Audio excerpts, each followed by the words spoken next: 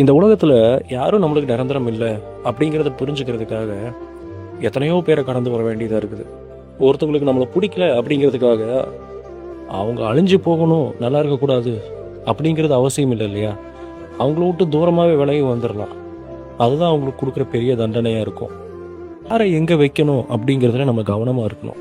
இல்லைன்னா நம்ம இருக்க வேண்டிய இடத்துல நம்ம இருக்க மாட்டோம். எத்தனையோ ஏமாற்றத்துக்கு அப்புறம் இன்னொரு அன்பை ஏற்றுக்கிறது பெருசு இல்லை. ஆனால் இரவெல்லாம் தூங்காமல் எத்தனையோ நாட்கள் கதறி அழுது தான் ஞாபகத்துக்கு வருது.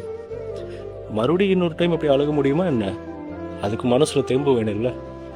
அழகானவங்களெல்லாம் தேடுறதை விட்டுட்டு நல்ல குணம் இருக்கிறவங்களை தேடுங்க. அதுதான் நல்லது. ஏன்னா செத்ததுக்கப்புறம் சுடுகாட்டில் சந்தன வாசம் வராது இல்லையா? என்றைக்குமே தப்பான ஒருத்தங்களுக்காக நல்லவங்களை இழந்துடக்கூடாது. நம்ம பண்ணது தப்பு தான் ரியலைஸ் பண்ணும்போது நல்லவங்களை எல்லாத்தையும் இழந்திருப்போம்.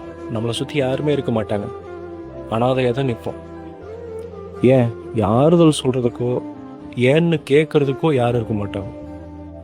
நம்ம யாரெல்லாம் நம்மளுக்கு இவங்க முக்கியமானவங்க அப்படின்னு நினைக்கிறோமோ அவங்களுக்கெல்லாம் நம்ம முக்கியமானவங்களாம் இருக்க மாட்டோம்.